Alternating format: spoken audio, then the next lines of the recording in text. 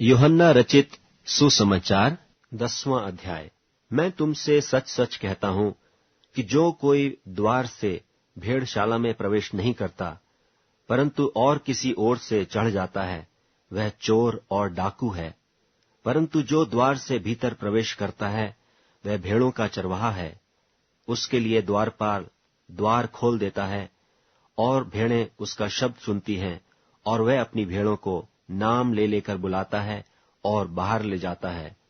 और जब वह अपनी सब भेड़ों को बाहर निकाल चुकता है, तो उनके आगे आगे चलता है, और भेड़ें उसके पीछे पीछे हो लेती हैं, क्योंकि वे उसका शब्द पहचानती हैं। परंतु वे पराये के पीछे नहीं जाएंगी, परंतु उससे भागेंगी, क्योंकि वे परायों का शब्द नहीं पहचानती। यीशु ने उनसे यह दृष्टांत कहा, परंतु वे न समझे कि ये क्या बातें हैं जो वह हमसे कहता है। तब यीशु ने उनसे फिर कहा, मैं तुमसे सच सच कहता हूं कि भेड़ों का द्वार मैं हूं। जितने मुझसे पहले आए वे सब चोर और डाकू हैं, परंतु भेड़ों ने उनकी न सुनी। द्वार मैं हूं। यदि कोई मेरे द्वारा भीतर प्रवेश करे तो उद्धार पाएगा, और भीतर बाहर आया जाया करेगा और चारा पाएगा। चोर किसी और काम के लिए नहीं, परंतु केवल चोरी करने और घात करने और नष्ट करने को आता है। मैं इसलिए आया कि वे जीवन पाएं और बहुतायत से पाएं। अच्छा चरवाहा मैं हूं। अच्छा चरवाहा भेड़ों के लिए अपना प्राण देता है। मजदूर जो न चरवाहा है और न भेड़ों का मालिक है, भेड़िए को आते हुए देख भेड़ों को छोड़कर भाग जाता है, और भेड़िया उन्हें पकड़ता और तितर बित्तर कर देता है। वह इसलिए भाग जाता है कि वह मजदूर है और उसको भेड़ों की चिंता नहीं। अच्छा चरवाहा मैं हूं। जिस तरह पिता मुझे जानता है और मैं पिता को जानता हूं, इसी तरह मैं अपनी भेड़ों को जानता हूं, और मेरी भेड़ें मुझे जानती हैं, और मैं भेड़ों के लिए अपना प्राण देता हूं। और मेरी और भी भेड़ें हैं जो इस भेड़शाला की नहीं, मुझे उनका भी लाना अवश्य है। वे मेरा शब्द सुनेंगी, तब एक ही झुंड और एक ही चरवाहा होगा। पिता इसलिए मुझसे प्रेम रखता है कि मैं अपना प्राण देता हूं कि उसे फिर ले लूं। कोई उसे मुझसे छीनता नहीं, वरन मैं उसे आप ही देता हूं। मुझे उसके देने का भी अधिकार है और उसे फिर लेने का भी अधिकार है। यह आज्ञा मेरे पिता से मुझे मिली है। इन बातों के कारण यहूदियों में फिर फूट पड़ी। उनमें से बहुतेरे कहने लगे कि उसमें दुष्ट आत्मा है और वह पागल है, उसकी क्यों सुनते हो?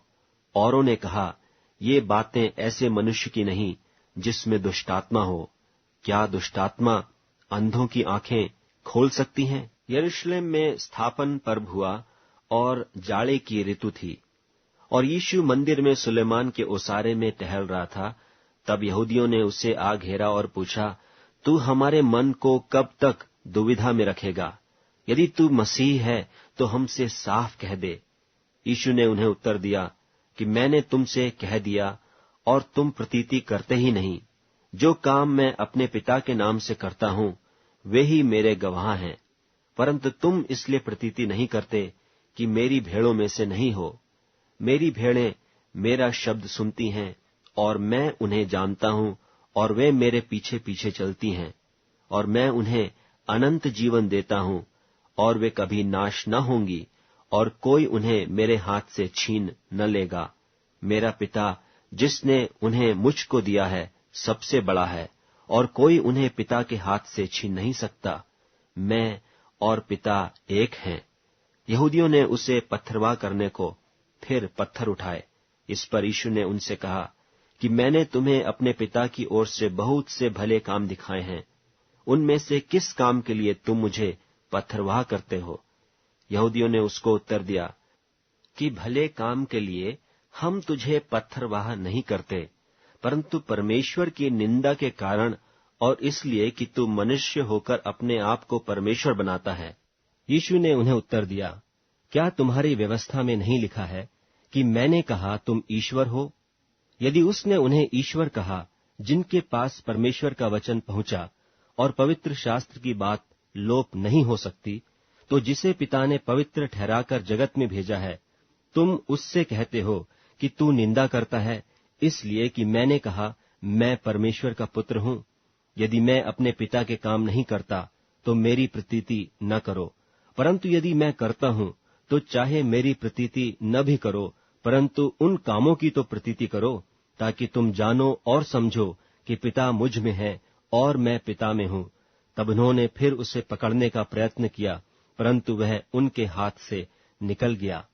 फिर वह यरदन के पार उस स्थान पर चला गया जहां यूहन्ना पहले बपतिस्मा दिया करता था, और वहीं रहा। और बहुतेरे उसके पास आकर कहते थे कि यूहन्ना ने तो कोई चिन्ह नहीं दिखाया, परंतु जो कुछ यूहन्ना ने इसके विषय में कहा था वह सब सच था। और वहां बहुतेरों ने उस पर विश्वास किया।